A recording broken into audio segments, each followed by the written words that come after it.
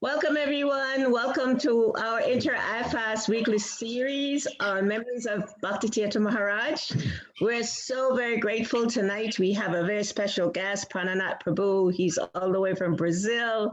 Actually, he was living in Mayapur for quite some time, many years, and now he's in Brazil for a little bit. And so we're just so excited that we could get him to be here with us. Just before we start, I want to introduce our team. Kishore Rani is here, Leela is here, and Anna's here. And this is the team of Inter-IFAS. And as we say every week, Inter-IFAS is founded by His Holiness Bhakti Tirtha Maharaj. Originally, he's the original founder of IFAS. And so we're grateful to be able to bring these internet series to everyone across the globe. Actually, they're going all over the world. And to our Russian listeners, we thank you so very much. So Prana Prabhu is this amazing devotee that, gosh, what else can I say about him? Bhakti Tirtha Maharaj, I know, had so much affection for him. And he spent time with him in Brazil. He would go back and forth to Brazil to be with Prananath, who was always arranging different programs for him. Prananath and his entire family currently takes care of the Samadhi in Mayapur. They're the caretakers. And Prananath actually came many, many times here to Gitanagara, where we're presently living. But I believe one of the things that is most important for me to share about Prananath Prabhu is how dedicated he is and always have been to arranging different programs for Bhakti Tirtha Maharaj in different parts of South America, not just in Brazil. And so we absolutely, totally just are delighted that you're here with us, Prana Prabhu, and the fact that you can be here to share some things about Bhakti Tirtha Maharaj. We're so grateful. And Ekavir Prabhu is here with us. He's not able to be here every week. And he's also part of the Inter-IFAS team. So he's not here to be here often. So everyone, please welcome Prana Prabhu from Brazil, Bhakti Tirtha Maharaj, one of his older devotees. Thank you so much. Haribo, so tell us, Prana Prabhu. We're here to discuss some memories, and specifically, I would like you to share. I want you to share many memories, as much as you can. However, there is one that, because I don't know much about that, was when Bhakti Tirtha Maharaj came to visit, the last time Bhakti Tirtha Maharaj came to visit Brazil, and I believe you were there. Yes, so please share some pastime for us. Good. So Gurudev came to Brazil. Actually, first, thank you very much. I'm not as qualified as you said. I'm just a little brother here trying to share something. I'm being pushed by all my God brothers and God sisters from all over the world.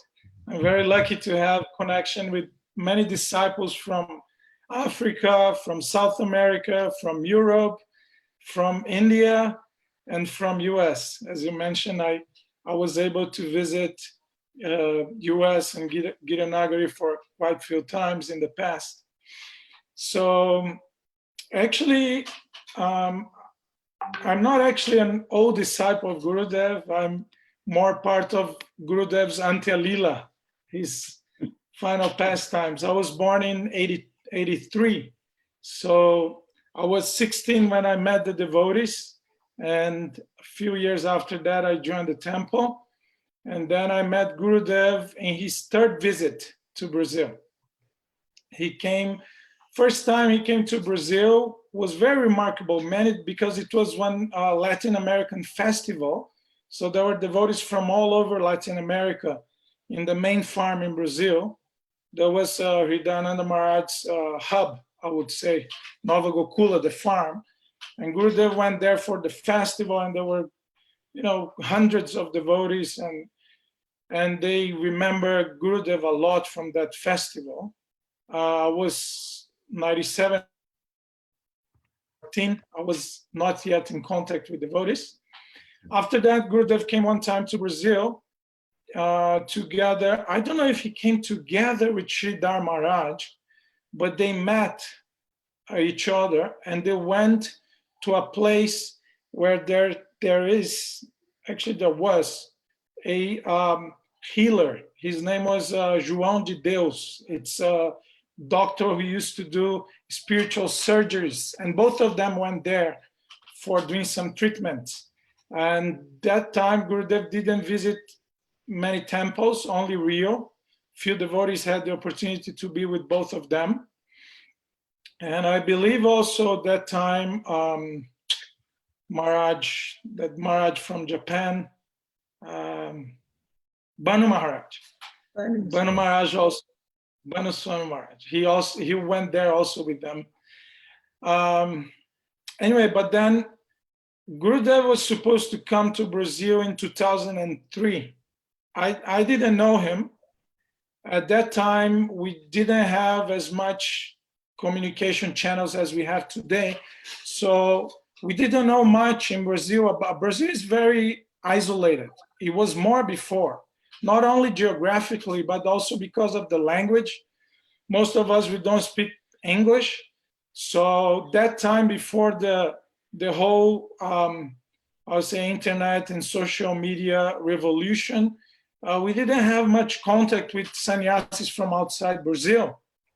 And I've never heard much about Gurudev. So he was supposed to come in 2003. But when he came, somehow his servants, I don't know whose fault, but his Brazilian visa was expired.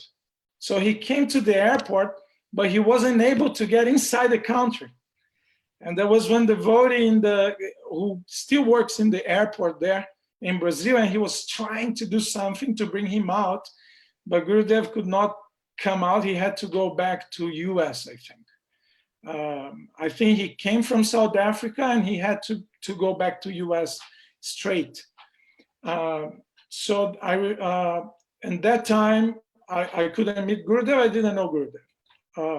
And then next year, 2004, was when Gurudev came last to Brazil, and then I could be with him there. And 2003 was when I met Gurudev, and I met Gurudev in a dream. There was something very special that I have with me. And then 2004, just when he came, then we could travel together around Brazil. And that was the last time he came to Brazil. So sorry for the big introduction, but I wanted to explain historically how Gurudev was connected to the country. Then I don't know if you would like me to share right now what happened in Brazil when he came, how everything is going on. What do you want to share? However it's taking you, however you want to share. Okay, good. So I wanted to talk, since we are just in family here, I want to say a little bit just about the dream that I had, because I've never seen a picture of Gurudev before, never hear much about Gurudev, but what happened was I was living in the temple already for 2 years, and I didn't have a guru, and I didn't feel any connection to the gurus, deep connection to the gurus that I knew. And then I was praying to Prabhupada for months, every night, please show me who is my spiritual master, please show me. And then one night I had this dream that Gurudev came with his, this silk dhoti and kurta, and it was shining. And then I felt his feet, and then I was crying in the dream. I was crying profusely. And then he said, I came here to instruct you. Then I asked, what's your name? And he said, Bhakti Tirtha Swami. And then at that time, I woke up for Mangalarati. I was very touched and emotional. And then after that, I spoke with some devotees. They say, yes, Bhakti Tirtha Swami is a spiritual master. He lives in US. He has some books. They gave me Gurudev's contact. At that time, Rasananda Maharaj was living with us in the temple. Then I contacted Gurudev. And then Gurudev, he was very happy about the dream. And he said, yes, this is a sign that Prabhupada wants me to guide you in your spiritual life. then he said, I wasn't planning to go to Brazil again. He said, because last year they blocked my entry in the country. So I said, it's not in my plans, but since you are there, now I'm planning to go. Then I was very happy. I was feeling so excited. So that was 2003. And then in 2004, then for months I was planning how to receive him. And then he came to Brazil, and was wonderful. And many devotees, around, 30, 40 devotees went to the airport to receive him, a huge kirtan, amazing kirtan, and everyone. That was a Sunday. And then was the first time I physically saw Gurudev in this lifetime. And then we went to the temple straight for the Sunday feast. Imagine, Gurudev came for a long trip, and with all his enthusiasm, and then he went, and the temple was packed. I think maybe 300 devotees, 350 devotees came for that Sunday feast. And then Gurudev took a bath, and he came for the Sunday program. He did a 3-hour kirtan as usual, and everyone was ecstatic, very ecstatic. And he read about Bhaktivinoda Thakur's book, Vani Vaibhav. He was reading that book that time he came to Brazil. And then after that, after the festival, some devotees came to his room to talk with him. I was translating. And then after that, Gurudev went to sleep. We talked a little bit. And then next morning, as usual, Gurudev was fired up, and he gave Bhagavatam class. And exactly that year, 2004, February, not February, March, I started my college that Gurudev instructed me to actually go to the college. I wasn't sure because I was living in the temple, but I did my exams and I passed in one good college. And then then Gurudev asked me to actually study. And then he went to the college, and he gave a lecture to the whole education branch, or students and teachers and postgraduate teachers. So it was quite amazing. It was very nice. And many teachers, they got amazed by Gurudev. So much so that when Gurudev was leaving in 2007, the coordinator of my course, she allowed me to go to Giranagari while having classes. She said, I explained the situation. She knew Gurudev. And she said, but I can allow you to go, because I was like for 2 months in Gitanagari, and I was missing classes like that. But I was trying to apply myself also. And then she remembered Gurudev. She said, oh, you're visiting a spiritual master. I know it's very important, but if your classmates, if they agree, then you can go, because it's not something that I can do for everyone. And then they agreed, then I could go. And many Gurudev books were distributed in the university. It was amazing. Then Gurudev came back, and in the evening, he asked me, do you want to be initiated? And then I said, and this was the next day I met him. And then I said, Gurudev, you are my guru. You have to say what I should do. And then he said, yes, let's do your initiation. I don't know if Gurudev was already feeling something regarding his departure. We never know his mind. And then we performed the initiation that Monday, the next day. And then we were traveling different places. And for me, it was so difficult to serve Gurudev. I was 18 that time, but a young man, but was really difficult. It was so intense, so intense. I remember one time we were traveling by car to the farm. We came from another city in another state, and directly from the airport, we were going to the farm. And Gurudev was reading 2 books that time. He was reading Vani Vaibhav, and he was reading one book about near-death experiences. I remember, I don't know if ISKCON leaders, they were reading that book or only Gurudev, but I remember Japataka Maharaj quoted from the same book some months after. I remember the book. And then whenever Gurudev was eating, I had to read for him. Whenever Gurudev was at the car, I had to read for him. At the airplane, I had to read for him. And in the car, I was really tired. And I was sleeping and trying to be awake, trying to be energetic. And Gurudev told me, "You're tired." No? At some point, he noticed that it was almost impossible for me to go on. And Gurudev, he was writing notes in a small book he had.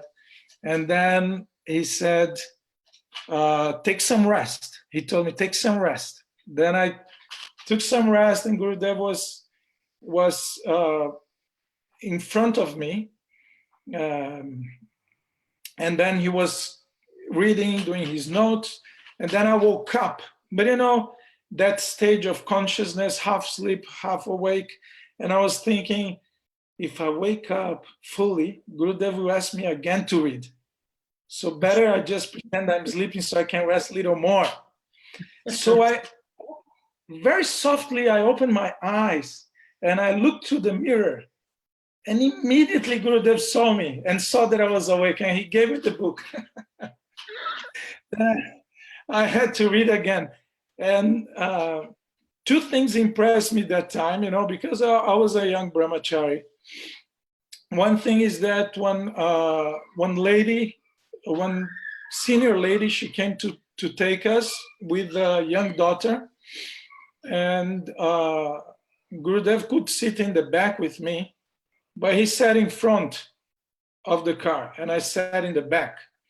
And, I wasn't confused by that, but as a young brahmachari, you're not yet, realized to the extent that you understand how Gurudev had his mood of dealing with the society, with the devotees, like that. So Gurudev sat in front and I sat in the back. Also, the car wasn't so big. It was a kind of a small car. And in front, Gurudev had more room for his legs. So that was something that impressed me. Another thing was, his determination. Like I was reading through, all the way through. There was a mud road full of full of bumps and like that. And I was reading all the way through until we entered the farm. And the kirtan started, and then Gurudev stopped. And then there was another brahmachari, Japataka Maharaj's disciple, that Gurudev, he was very fond of him also. His name is Tirtha. He was a brahmachari also with a leadership tendency in the yatra, and we were together a lot. We're still very close friends, and Gurudev was also he was also traveling with us to different places, and we were serving Gurudev, and for both of us it was difficult to serve Gurudev. Even for waking up, it was like very early in the morning. Gurudev would come and wake up both of us. He would clap and say, wake up for Mangalarati, sleeping 2-3 hours. That was his mood. And in the farm also was very nice. I used to massage Gurudev every night. I was trained to do some massage in the sannyasis that would come to the yatra. Then I was giving Gurudev his massage. And almost every night, I remember I was so tired and giving this strong massage in Gurudev's legs, Gurudev's feet, and sometimes Gurudev was even snoring. He was a little bit like snoring, and I would say yes. But I wasn't finished with my massage. It was like half the way through. or like 75%. And I would think, okay, Gurudev is sleeping, I'll go to sleep. Then when I was going out, Gurudev would say, "You didn't finish, come back." and I said, well, but he was sleeping. How he know? He knew that I was going out. And it was quite amazing. In the farm also, like the structure of the farm the farm was passing through a transition period that time. Many devotees came though, but the management was passing through a transition, and then we didn't have much facilities to serve Gurudev. So one morning, one devotee said, "Oh, I'll do the breakfast, I'll cook his breakfast," but he forgot, I don't remember, he didn't cook. So he just sent Gurudev some sweets, the Mangalarati sweets, and the juice. And when this breakfast came, I asked Gurudev, do you want me to cook some? He said, no, I'm fine. Then he took, a little bit, and he took the juice, and he left a little bit in the cup. And after, when I went to take the remnant, the lemon, it was a lemon juice, but they forgot to put sugar, so it was completely bitter. And Gurudev didn't complain about anything. He was peaceful with that. And I was quite amazed. That was in the farm. And yeah, these are some of the pastimes. Sometimes I just speak. Sorry.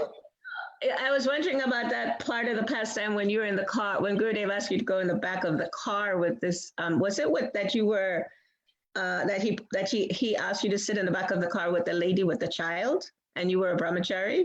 Was that the confusion you experienced? Yeah, because, being traveling with other sannyasis, I ever noticed, usually sannyasis, when there was a lady, they used to sit in the back. And there was this lady, she was a senior lady, one of the first disciples of Hridayananda Maharaj, like yourself, one of the first disciples of Gurudev. So she was a senior devotee. She was very nice to me always. And then she had her daughter, who was about, 12 or 13, I don't remember, her youngest daughter. And then I asked Gurudev, where do you want to sit, Gurudev?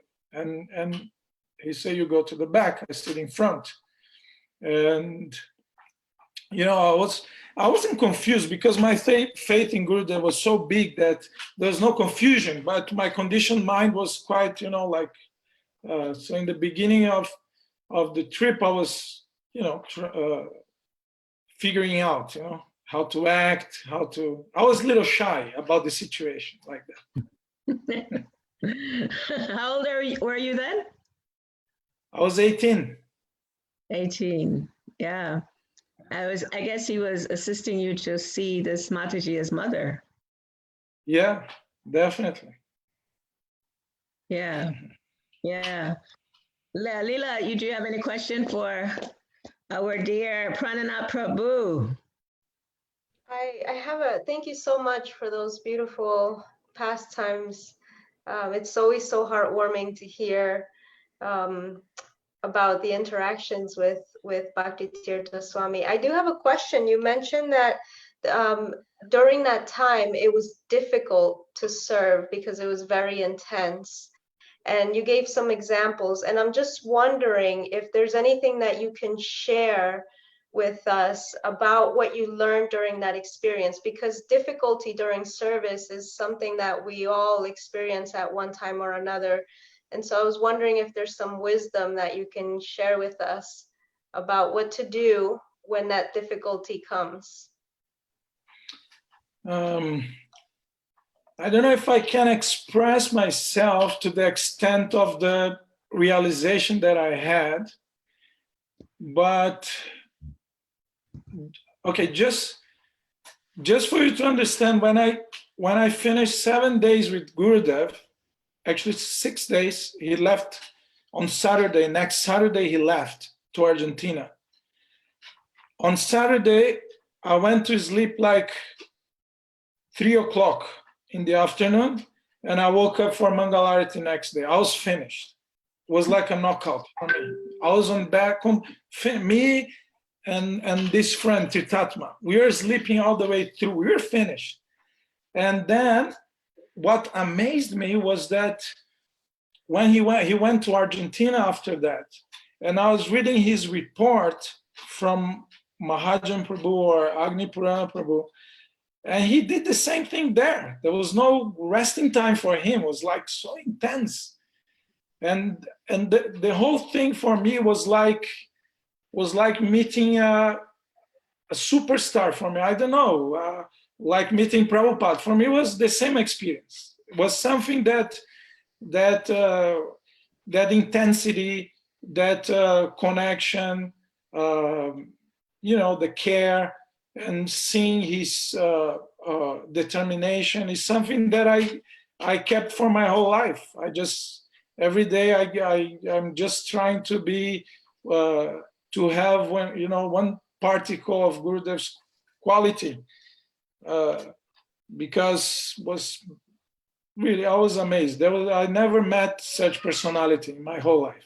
There was nothing like that. It was something amazing.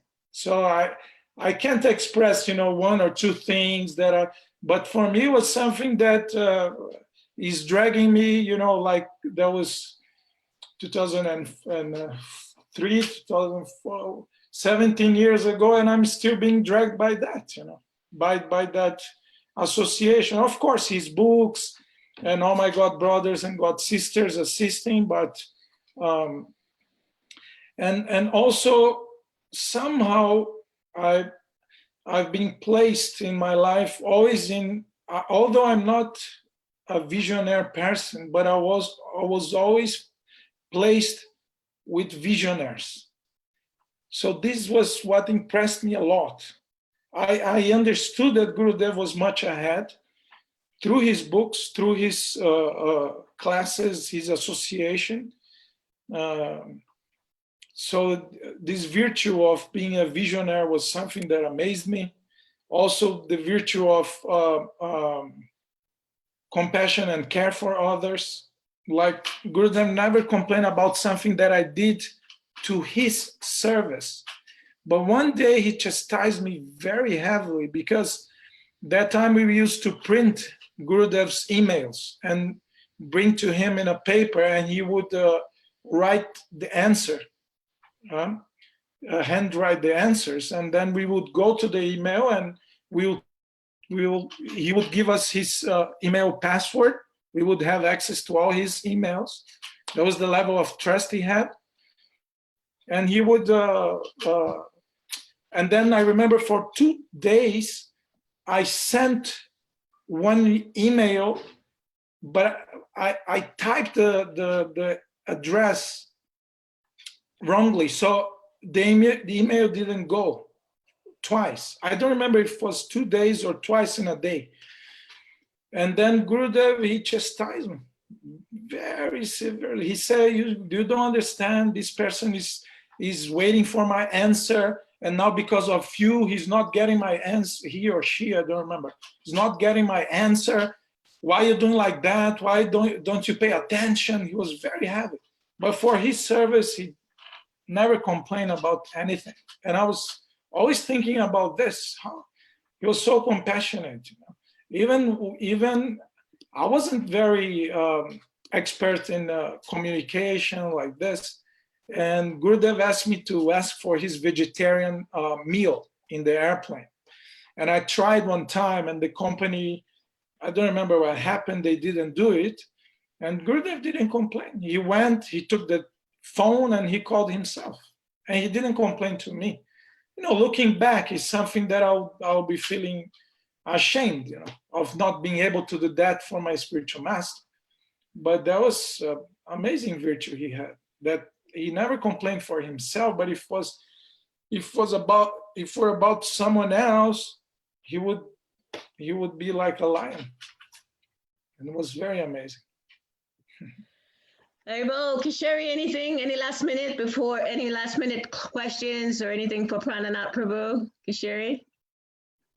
Krishna, I don't have any question. I just would like to express my gratitude. It's amazing that lastly you shared about this quality, never complaining and be compassionate to others. It's impressive. And the quality of Bhakti Tirtha Maharaj, like sleeping only a few hours a day and just being all for others.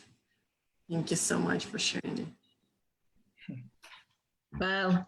Thank you, Prananath Prabhu. We're hoping and praying you will come back again soon. We really appreciate so much all the sharing about your experiences with Bhakti Tirtha Maharaj. And Ekavira, what happened is someone drove up here while we were talking. And so Ekavira had to go outside to see who that was, because normally we don't have so many people come up here. So that's why he's not here right now. But I know he wanted to ask you a couple of questions. So maybe when you come back the next time, we'll do that. So Okay. Thank you so much, Prananath Prabhu. Thank you very much. And yes, and so if you can stay around, we want to talk with you more. Hari Hari. Hari Bo. Hari Bo, Sherry. Thank you. Thank you.